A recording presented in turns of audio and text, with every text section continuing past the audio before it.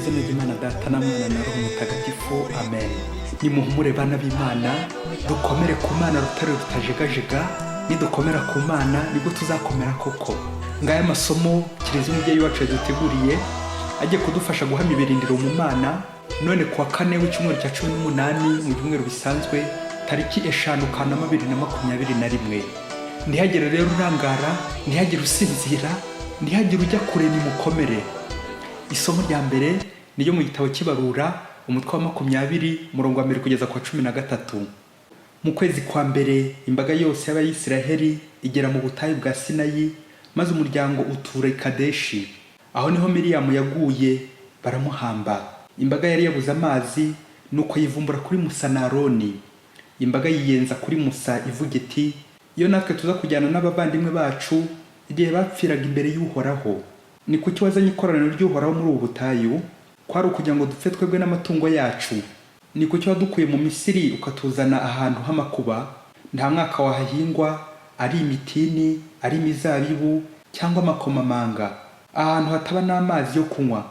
Musa na Aroni bava mu mbaga, baza ku muryango w'ihema ry'ibonaniro, bikubita hasi bubitse umutwe ku butaka, maze ikuzo ry'Uhoraho rirababonekera.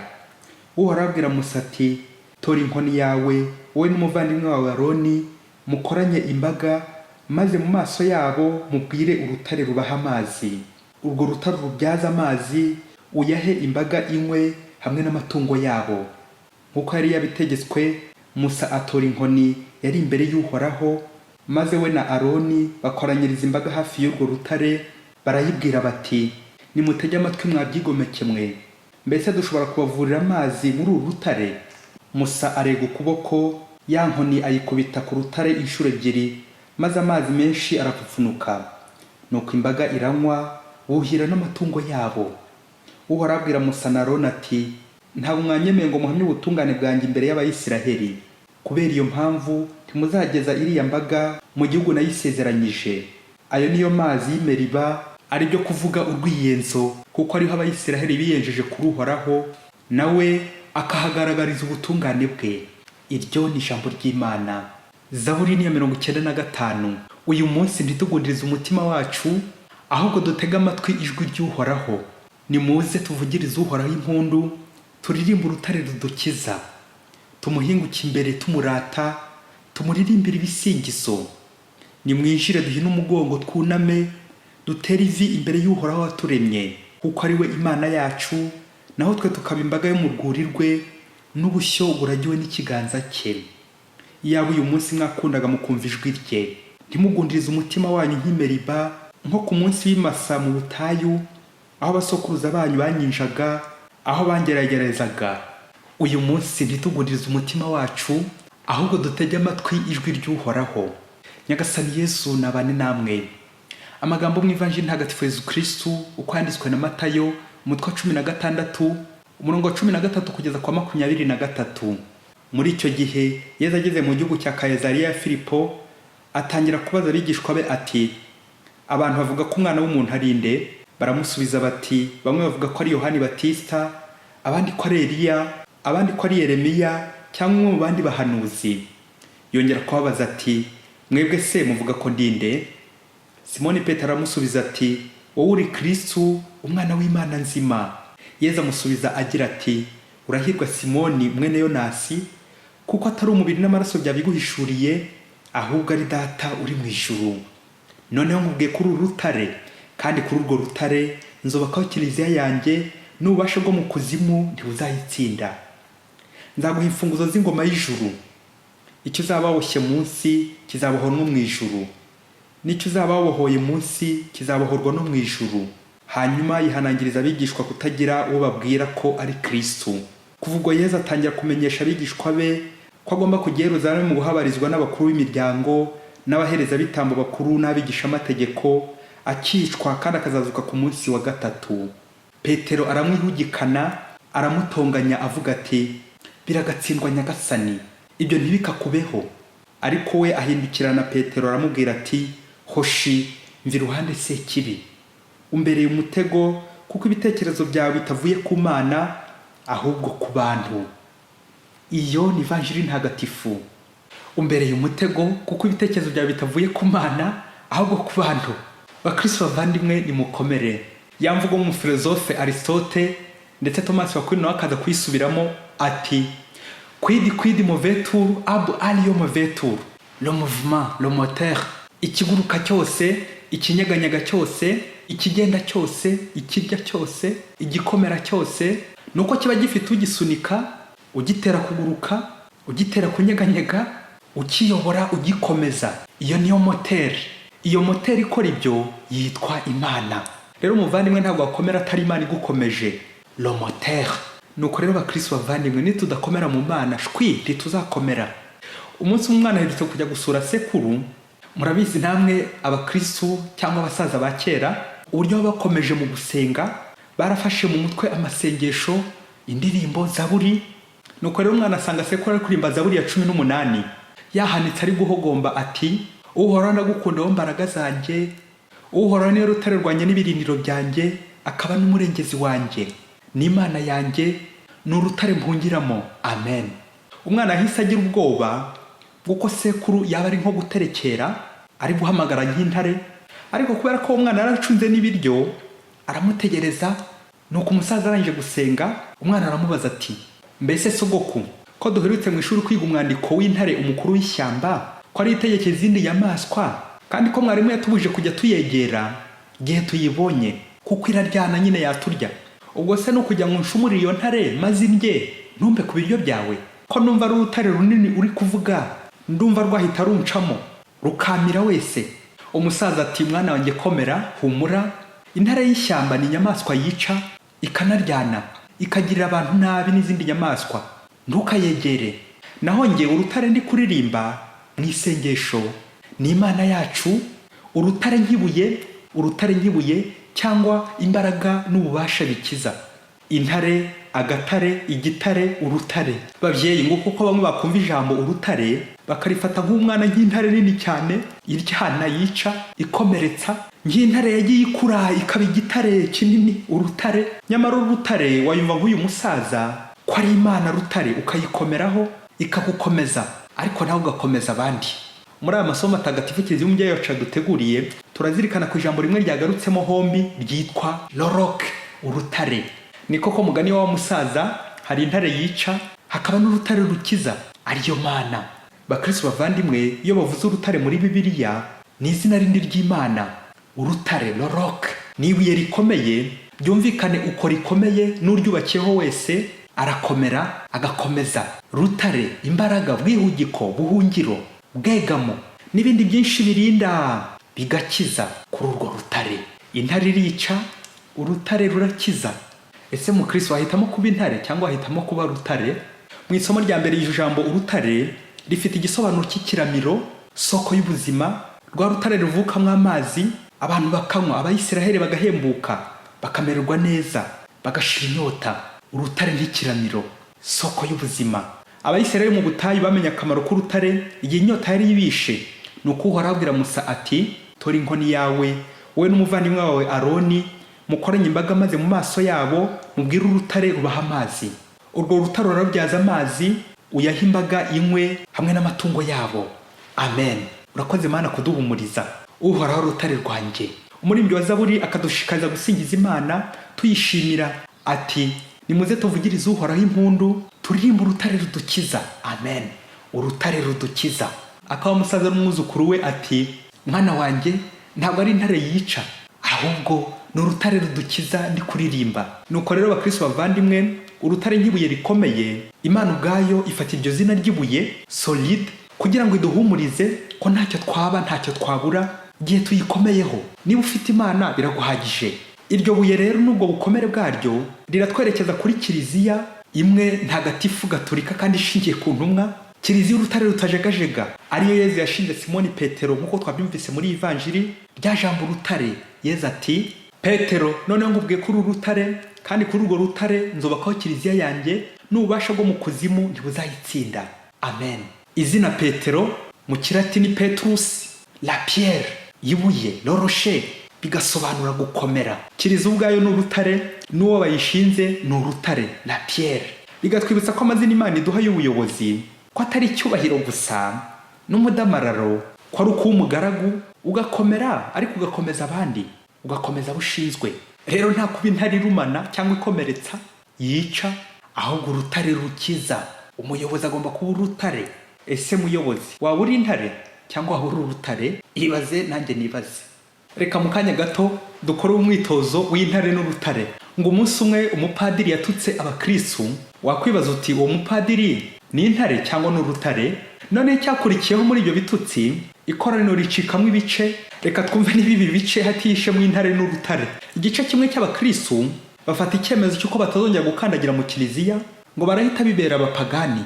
Ikindi gice cya kabiri biyemeza bo kuzajya baza mu kiliziya gake gashoboka, bakaza mu misa ariko ntibahazwe, ndetse banaza bagasanga ari umupadiri wasomye nka misa bakaba kwisubirira iwabo, wenda bakazagaruka atari wo wayoboye, mbese bakajya bacungana ngo ntibazahure nawe. Ikindi gice cya gatatu cy'abakristu ni abakristu bake basigaye, kuko umupadiri yabakomerekeje nyine n'ibyo bitutsi, babona kwirirwa bahangana nawe bamwishyura ko aba ari uguta igihe ndetse no gusenya kiliziya no gukomereka birushijeho. Biyemeza gukora noveni rwihishwa bamusabira guhinduka, ngo Imana imukomeze agaruke mu nzira nziza, ahumurize, bityo akomeze imbaga yashinzwe. Abakristo bakajya bazinduka mu kiliziya mbere ya misa, bikaza gutuma bahimbaza neza misa, kandi ari wo mupadiri nyine wayiyoboye. Hagati aho wakwibaza uti muri iyi paruwasi ntare ninde urutare ninde? Aha nawe ukora uwo mubare urebe. Byaje kugera igihe wa mupadiri akajya abona abantu batakimwegera, basigaye bamutinya, nuko yajya kuryama akabura n'ibitotsi. Saa 10 z'ijoro akaba yakangutse, noneho akaba ari gutembera hafi mu busitani yabuze ibitotsi. Uko yajya agatembereza saa 10 z'ijoro akagira icyo akabona abayoboke b'Imana bari mu kiliziya bari gusenga. Izo saa 10 z'ijoro mu rukerera, nuko nawe akayagira amatsiko kuza kwifatikanya nabo, akabicara inyuma, bariko ntibabimenye, bakajya ngo n'undi waje washatse ko basengana. Uko abakristo bakeya basabiraga umupadiri muri ya noveni, wa mupadiri ikiniga kikamufata agasohoka ari kurira ati burya haracyari abakristo bake bankomeyeho bansabira. Nuko n'undi munsi akagaruka, uko isengesho ryahumuzaga, wa mupadiri agakomeza misa. Noneho mu misa abantu bagatungurwa nuko none hari kuvuga neza amagambo y'ihumure. Uko abakristo bagendaga bazinduka umwe bagendaga bahamagara abandi bakaza ari benshi. Na cya cyiciro cya kabiri noneho cyabashaga kuba muri paruwasi igice, nabo bagenda baziraho buhoro buhoro. Uko umwe aje agataha hamagara undi ati noneho ibintu byahindutse, ishyamba noneho ni ryeru, ngo baza nta ntari kirimo. Ku nshuro ya nyuma noneho na cya cyiciro cya gatatu cy'abari baraguye ngo bigire kuba abapagani, bagaruka noneho bagasanga wa mupadiri ari kuvuga neza, afite imvugo nziza, ashishikaza abayoboke b'Imana, ahumuriza. Nuko bose bakarushaho kwishima, baragaruka ari benshi pe. Nibwo rero muri iyo paruwasi bakomeje rya sengesho rya mu gitondo mbere ya misa, kuko ari ryo nyine ryagiye rikura abari baraguye.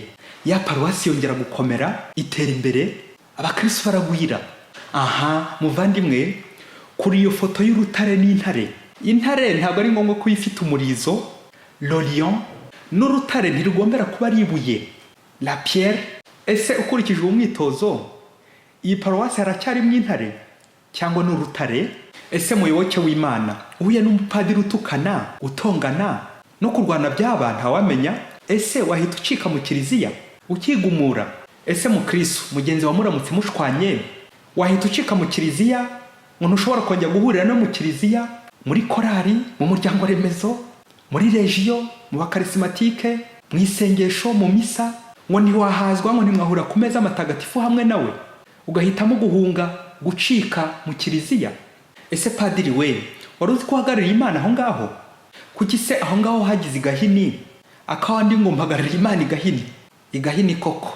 Waba wumvise ivanjiri ko Yezu yashinze Petero kiliziya ye akamugira urutare ngo akomere, hanyuma namara gukomera akomeze n'abavandimwe be, abakomeze mu kwemera. None se padiri we, si Kristo uhagarariye? Umukristo wese ahagarariye Kristo. Ngaho gerageza kura nk'iyo foto ya Kristo Yesu, ari nko gutukana, ari nko gutongana, Yesu ari nko kurwana, Yesu ari nko gukora amabwa. Iyo foto wayibona? Rero nta rutare ruhinduka intare, nta mukristo wo guhinduka intare, nta mupadiri wo guhinduka intare, nta muyobozi wo guhinduka intare ngo abantu bajye bagutinya. Umupadiri ni urutare nka Petero. Umupadiri ni urutare abayoboke b'Imana bagomba guhungiramo, ubwegamo, ubwihugiko. Padiri ni ishusho ya Kristo, umushumba mwiza, nka Petero uragiriye Kristo, ababyeyi, abayobozi. Burya ijambo ryiza ni murumuna w'Imana, imvugo nziza ku mubyeyi abwira umwana we, ijambo rihumuriza, ijambo rikomeza, rifite ububasha, urutare. Ikindi bakristo twagombye kumenya kuri kiliziya ni institution imano divine. Ku ruhande rumwe ni abantu b'abanyabyaha, nkatwe twese dukeneye guhinduka, ariko ku rundi ruhande iratunganye kuko iyobowe n'Imana, Imana itunganye. Rero muvandimwe, ni cya gihe nubwo Petero Yezu yari amaze kumuha ububasha nk'uko twabyumvise mu ivanjiri, ariko kuba umuntu kakamuzamukamo ari gushaka kuzitira umugambi w'Imana wo gukiza abantu. Yezu yari amaze gutangaza iby'ububabare n'urupfu rwe bizakiza abantu, hanyuma akazuka ku munsi wa gatatu. Kakuba umuntu katurimo kazamutse muri Petero, akuba umuntu katurimo babyeyi, zanjye sombi bya byaha, ya mahane yacu ngintare, akuba umuntu katurimo. Aho rero niho tugomba gukaza urugamba rw'isengesho, ryari rya mu gitondo rihashya sekibi, ryomora, risabira, rikiza imitima. Isengesho ry'ababoke b'Imana ubwo baba ari bake, gukora noveni, dusabirana, za mponoke, lo petit reste, babandi bakomera kuri kiliziya, abakristo bake basigara bagasabira abapadiri, bagasabira abihaye Imana, bagasabira abashinze ingo, bagasabira abayobozi, ari ab'igihugu ari n'abakiliziya. Dore ko nubwo bari abayobozi ariko n'abantu bakeneye imbaraga z'Imana ngo bakomere, bakomeze abandi. Nibwo uzasanga uhagarariye Imana mu rugo, mu muryango remezo, muri paruwasi, ashobora kugwa no mu makosa. None si cyiza ni ukumuhima, tukivumbura, tukamuhunga, tukamuta, tukamutinya nk'intare, cyangwa twamusabira ku Mana rutare rukiza, rwa rutare rutajegajega, ngo imukomeze, imwongerere imbaraga, imuhindure. Niko mwana, ni kangaho usabira ababyeyi bawe, niko mukozi, ni kangaho usabira umukoresha wawe, niko munyeshuri, ni kangaho usabira mwarimu wawe, ukamusabira gukomera kugira ngo nawe gukomeze. Umuyobozi wese yava akajya nka Petero, ashinzwe kuragira ubushyo bwa Kristo kandi agasabira imbaga y'Imana. Abayoborwa dushinzwe twese gusabira abayobozi bacu ngo bakomere maze badukomeze. Umukristo wese yava akagera ku bwa batisimu yanywanye na kiliziya na Kristo. Muri batisimu Yezu Kristo afite uburyo yakugize urutare, kubw'iryo zina nyine yaguhayeho, kwitiranwa na Kristo. Yaba aruzi uburyo bikomeye kwitiranwa n'umuntu ukomeye, yo ni byiza cyane. Rero nta mukristo uhunga kiliziya, nta mukristo wivumbura kuri kiliziya, kuko niba ubeshya ukagenda ugahunga, iyo ntizigera ihungabana. Akawa umwana ubaza papa we ati, ari ikibindi ari we bigonganiye mu kirere, ikijanjagurika ni iki? Ibaze nanjye nibaze. Padiri rero wihaye Imana, bagabo, bagore, rubyiruko, bana, bakristo twese, niwe wibeshya ukivumbura kuri kiliziya, umubyeyi wawe ukamusebya ukivumbura, ni wowe uzabihomberamo. Uburi Imana rutare rukomeye, ubundi utangire ujegajege, udanabirane ngo uko kugwa. Kiliziya yaragutoye, iragutonesha, kuki wowe wayitoneka? Burya ukomeye udakomeye ku Mana urakomereka ndetse ugakomeretsa abandi benshi, ariko iyo ukomeye ugakomera ku Mana urakomera ugakomeza abandi kandi benshi. Intare irakomeretsa ikica bakanayitinya, naho urutare rurakomeza, rurakiza, rurahumuriza. Akandirimbo y'umuhanzi Padiri Fabian Hagenimana ati, niwo rutare rwanjye Mana yanjye, niwo niringiye koko, nzaguhanga amaso buri gihe, ngusaba imbabazi maze nsinde icyago. Amen. Mwese nimukomere mu Mana, kandi Imana ibahe umugisha n'amahoro. Imana Data na Mwana na Roho Mutagatifu. Amen. Padiri Masumbuko Ladislas wa Diyosezi ya Cyangugu. Dukomere muri Kristo.